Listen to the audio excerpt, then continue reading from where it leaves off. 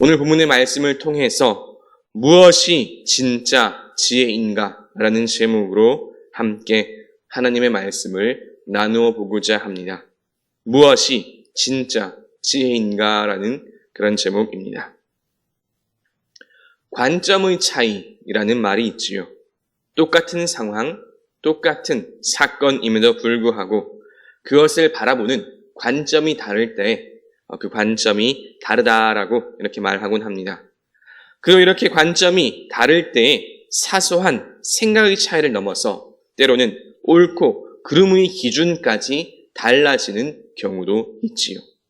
분명히 똑같은 사건, 똑같은 상황임에도 불구하고 어떤 사람은 이것을 옳다라고 말하기도 하고 또 어떤 사람은 이것을 틀렸다, 그르다라고 말하기도 합니다. 오늘 함께 읽은 말씀도 이와 같은 관점의 차이로 인해 보는 시각, 관점에 따라 전혀 다른 말씀으로 이해될 수도 있는 본문입니다. 어떤 이는 말씀에 등장하는 요압이나 다윗을 잘했다라고 말하기도 하고 또 어떤 이는 잘못되었다라고 말하기도 합니다. 심지어 그들이 말하는 오늘 말씀 속의 이야기 상황까지도 판단하면서 이 이야기에 나오는 그런 상황 판단들이 옳은 판단이다 혹은 그른 판단이다 라고 말하기도 하지요. 그렇다면 이처럼 다양한 관점과 생각이 존재할 때에 우리는 어떻게 생각해야 할까요? 오늘 말씀에 등장하는 다양한 인물들과 그들의 생각을 어떻게 바라보고 이해하는 것이 조금 더 성경적으로 치우치지 않고 더더욱 균형 있는 그런 관점일까요? 여기에 대해서 오늘 함께 말씀을 나누어 보고자 합니다. 오늘 본문의 말씀은 앞선 사무엘하 13장의 사건의 그 영향이 계속해서 전개되고 있는 본문입니다. 암논이 다말을 겁탈한 후에 이 양심을 품은 압살롬이 시기를 기다렸다가 암논을 죽입니다. 이에 다윗은 노를 발하고 또 슬퍼하며 그래서 압살롬은 외가로 도망을 하지요. 이런 상황에서 약 3년여의 그 시간이 흐르고 요압은 다윗이 압살롬을 그리워하는 줄 알고 그 나름대로의 머리를 씁니다. 드고아의 지혜로운 여인을 불러서 다윗에게로 데려간 것이 오늘 말씀의 시작입니다. 소설 기법 중에서 소위 액자 구성이라는 것이 있습니다. 우리말로 조금 더 풀어서 이야기하면 이야기 속의 이야기라고 할 수도 있지요. 오늘 말씀이 딱 그런 구조입니다. 크게는 현실에서 다윗과 요압, 압살롬의 이야기이지만 그들의 이 현실의 이야기를 풀기 위해서 그 속에 또 다른 이야기를 넣어서 비유로 풀어내는 것입니다. 이전에 다윗이 밧세바와 간음했을 때, 그렇게 잘못했을 때 나단 선지자가 양의 비유로 다윗을 깨닫게 하고 회개한 것 역시 이와 비슷한 액자 구성 혹은 이야기 속의 이야기라고 할 수 있습니다. 오늘 말씀에서 등장하는 바로 그 작은 이야기가 이 드고아 여인의 이야기입니다. 요압은 압살롬을 향한 다윗의 이 마음을 풀어주고 또 그 마음을 돌리기 위해서 드고아 여인에게 해야 할 이야기를 알려주었는데 그 이야기가 바로 이 이야기지요. 이야기는 이렇습니다. 이 여인에게 남편이 이미 죽고 없고 두 아들이 있었는데 이 두 아들이 크게 싸웁니다. 하지만 이들이 싸울 때 말릴 사람이 없었고 그래서 둘 중 하나가 다른 형이 동생을 쳐서 죽이기까지 합니다. 그래서 이 모든 상황을 지켜본 주변인들이 말하기를 다른 형제, 동생을 죽인 저 아들 역시 죽여야 할 자다라고 말합니다. 주변인들의 말은 율법의 관점에서 보자면 이것이 틀린 이야기가 아니기 때문이지요. 살인한 자는, 특히 형제와 가족을 죽인 자는 더더욱 엄하게 벌하는 것이 맞기 때문입니다. 하지만 여기에는 치명적인 아주 중요한 한 가지 문제가 있습니다. 만약 이 아들마저 죽어버린다면 이 가문에는 더 이상 남자가 없게 되고 더 이상 가문도 상속도 이어갈 수 없게 되는 그런 문제가 생겨버리는 거죠. 말 그대로 조상으로부터 이어져 온 가문과 대화, 상속이 다 끊겨버리는 것입니다. 이렇게 끊겨버린 상속은 죽은 남편의 친척들에게로 귀속되고 이 여인은 더 이상 생계를 자력으로 꾸려가기가 힘들어집니다. 그렇게 이 여인이 다윗에게 나와서 간청하는 것은 내 아들이 잘못한 것은 맞습니다. 그러나 이 아들이 주변 친척들의 손에 죽지 않도록 보호해 주세요라고 이렇게 이야기를 합니다. 이 이야기를 들은 다윗은 자신이 반드시 그 아들을 보호해 주겠다. 그리고 혹 그 아들에게 손을 대고자 하는 사람이 있다면 자신에게 데려오라. 내가 이야기하겠다라고까지 말합니다. 심지어 여호와의 살아계심을 두고 맹세하면서까지 그 아이를 지켜주겠다라고 말하지요. 이 모든 이야기는 사실 요압이 드고와 여인을 통해서 다윗에게 하고 싶었던 말이면서 동시에 다윗에게 듣고 싶은 말이기도 합니다. 이 비유의 이야기 속에는 암논이 죽은 것은 참으로 애석한 일이지만 그렇다고 지금 남아있는 아들 압살롬까지 멀리해서 더 이상 잃을 필요는 없다는 그 숨은 뜻이 담겨있는 이야기이지요. 다만 오늘은 이 현실의 이야기가 아니라 이 비유 속에 나타난 이야기를 통해서 무엇이 참 지혜인지에 대해서 함께 나눠보려고 합니다. 이 이야기 속에서 상충되는 두 가지 관점이 있습니다. 그것은 율법을 철저히 지킴으로 남은 아들도 법에 따라 심판할 것인가, 아니면 그 가정이 처한 상황을 보고 다윗과 같이 범죄한 아들일지라도 살려줄 것인가 하는 이 두 관점이지요. 더 요약해서 말하자면 율법으로 대표되는 정의를 정확하게 세울 것인가, 아니면 노무의 간청을 듣고 관용을 베풀 것인가 하는 이 정의와 관용의 관점의 차이라고 할 수도 있습니다. 드고와 여인의 이야기를 들은 성도 여러분들은 그래도 무엇이 조금 더 옳다고 생각이 되십니까? 그리고 성경 속에 나타난 관점, 성경이 상대적으로 더 중요하게 다루는 관점은 무엇인 것 같습니까? 아마도 여기까지 함께 나누었다면 대부분의 성도님들도 비슷하게 생각할 것이라 생각이 됩니다.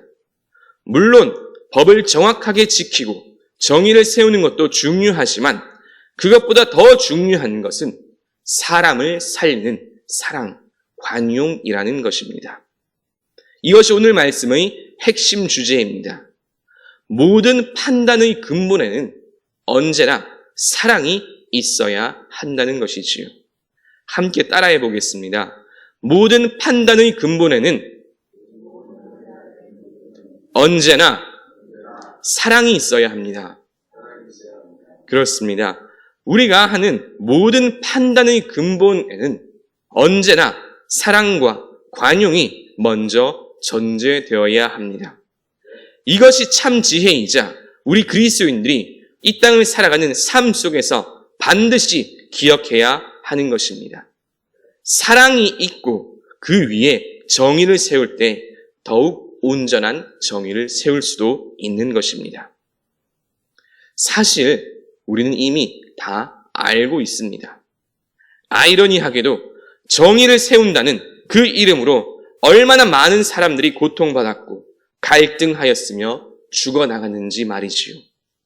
정의를 세운다는데 왜 이렇게 수많은 사람들이 고통에 놓이고 죽어나가는 것일까요? 그 이유는 그 속에 사랑이 없기 때문입니다. 각자만의 정의와 율법의 잣대를 가지고 남을 판단하고 재단하면 과연 살아남을 수 있는 사람이 얼마나 될까요? 모두가 다 죽어야 할 죄인이고 따라서 내가 아닌 다른 모든 사람들은 죽여야 할 사람이 되고 말 뿐입니다. 성경은 정의를 세우는 것이 중요하다고 여러 번 강조합니다. 하지만 그 정의에 사랑이 빠져 있다면, 사람을 살리는 사랑이 빠져 있다면, 사람을 포용하고 또 베풀어주는 그 관용이 빠져 있다면 그 정의는 오히려 사람을 죽이는 도구가 될 뿐입니다. 마치 오늘 말씀에서 남은 아들마저 죽여버리고자 했던 그 주변 친척들처럼 말이지요. 뿐만 아니라 이 사랑이 빠진 법 적용은 오히려 법을 이용하여 더욱 교묘한 악행도 가능하게 합니다. 드구와 여인의 이야기 속에서 주변 친척들이 그 남아있는 아들마저 죽이려 했던 이유가 무엇일까요? 그 아들이 죽고 사라지면 그가 상속받아야 할 재산들이 자기들, 친척들이 나누어 먹을 수 있기 때문입니다. 사랑이 없이 사람의 내면에 대한 이해와 상황에 대한 이해가 없는 법 적용은 이처럼 오히려 사람을 죽이는 도구가 될 뿐 아니라 더욱 교묘한 악행의 도구가 될 뿐입니다. 그렇게 성경은 정의도 중요하지만 그보다 더 많이 더욱더 강조하는 것이 항상 사랑입니다. 고린도전서 13장은 우리가 잘 아는 대로 일명 사랑장이라고 불리지요. 나에게 아무리 대단한 능력이 있다 할지라도 또 아무리 대단한 행위를 한다 할지라도 사랑이 없으면 아무것도 아니라고 말씀합니다. 요한 1서의 말씀들은 더욱 분명하게 말씀합니다. 하나님은 사랑이시라. 사랑하는 자들아, 우리가 서로 사랑하자. 사랑은 하나님께 속한 것이니 사랑하는 자마다 하나님께로부터 나서 하나님을 알고 사랑하지 아니하는 자는 하나님을 알지 못하느니 이는 하나님은 사랑이시니라. 아멘. 그렇게 우리 그리스도인들은 언제나 이 사랑의 마음, 관용의 마음을 가지고 우리의 삶의 그 모든 상황을 바라볼 수 있어야 합니다. 일괄적인 법 적용보다 사랑의 마음을 전제로 하여서 전체적인 상황을, 그런 상황을 볼 수 있는 시야를 가져야 합니다. 이것이 진짜 지혜입니다. 피상적이고 단편적인 생각을 하는 사람들은 사람들의 깊은 속사정과 상황을 보기보다는 당장 눈에 보이는 법과 잣대로 사람들을 판단하고 집행하려고 합니다. 그리고 나는 정확하게 일 처리를 하였다. 정확하게 법 집행을 지혜롭게 행하였다라고 말합니다. 하지만 이것은 말 그대로 피상적이고 단편적인 사고입니다. 참 지혜가 아니지요. 성경이 말씀하는 참 지혜는 그보다 더 깊은 사람의 내면을 바라볼 수 있어야 하고 또 그 사람이 처한 상황과 환경과 그런 상황들을 생각하고 배려하는 것입니다. 그리고 이와 같은 참 지혜는 사랑이 전제될 때에만 가능합니다. 사랑을 전제하지 않는다면, 그래서 누군가의 내면과 상황에 대한 이해 없이 법과 정의의 잣대를 들이민다면 오히려 더 큰 상처와 아픔이 또다시 발생할 수밖에 없습니다. 오늘날 이 사회를 바라보면 온통 상처투성이지요. 하나같이 다들 상처받았다고 말합니다. 왜 그럴까요? 또 오늘날 교회 안에서도 얼마나 많은 사람들이 상처를 받습니까? 예수 그리스도를 구주로 믿는다고 고백하는 이 교회 공동체로 모였는데 오히려 믿음의 사람들이 모여있는 이 교회에서 많은 사람들이 갈등과 아픔과 상처를 느낍니다. 그 안에 사랑의 마음, 품어주는 마음이 부족하기 때문입니다. 누군가의 상황과 형편을 살피고 그 사람을 일으켜주고 세워주려는 마음보다 무슨 법, 또 무슨 법, 이와 같은 잣대를 들이미고 판단하고 재단하는 일이 훨씬 더 많기에 오늘날 이와 같은 참사, 온통 상처투성이뿐인 세상이 만들어지는 것입니다. 설령 세상 사람들은 그렇게 한다 할지라도 그리스도인들은 그래서는 안 되겠지요. 사랑의 마음을 먼저 품고 전제해야 합니다. 사랑하는 성도 여러분, 이제 말씀을 정리하고자 합니다. 오늘 사무엘하 14장에서 요압이 압살롬을 다시 불러들이기 위해서 내었던 꾀, 이 드구와 여인의 이야기를 통해서 함께 말씀을 나누었습니다. 이 비유의 이야기의 핵심은 모든 법과 정의의 근간에는 항상 사랑이 있어야 한다는 것입니다. 이것이 참 지혜이지요. 법도 중요하고 정의도 중요하지만 그 근간에 사랑이 없다면 오히려 그 법은 악법으로 적용될 수도 있고 심지어 사람을 죽이는 법이 될 수도 있기 때문입니다. 마치 이 드고아 여인의 하나 남은 아들마저 죽이려 했던 주변 사람들처럼 말이지요. 우리가 살아가는 이 세상에는 때때로 서로 다른 가치들이 상충할 때가 있습니다. 그 가운데 하나가 법과 정의를 세우느냐, 사랑과 관용의 관점으로 이해하느냐이지요. 누군가는 법과 정의를 세우는 것이 지혜라 말하고 누군가는 사랑과 관용을 베푸는 것이 참 지혜라고 말하기도 합니다. 사실 둘 다 맞는 이야기이지요. 둘 다 너무나 중요한 가치이기 때문입니다. 그러나 그럼에도 조금 더 가치를 두어야 하는 쪽이 있다면 그것은 사랑과 관용입니다. 왜냐하면 이것이 우리 그리스도인들이 항상 기억해야 할 모든 가치의 근간이기 때문입니다. 하나님께서 우리에게 베풀어 주신 모든 것을 한마디로 표현할 수 있는 것이 바로 이 사랑이기 때문입니다.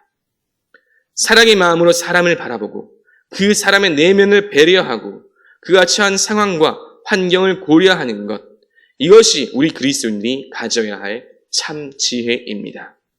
오늘 말씀을 기억하여 삶 속에서 사랑의 마음으로 주변을 바라보고 소통하며 관계하여서 오늘 하루도 조금 더 아름다운 하나님의 나라를 이루어 가시는 저와 여러분 되시기를 주님의 이름으로 축원합니다.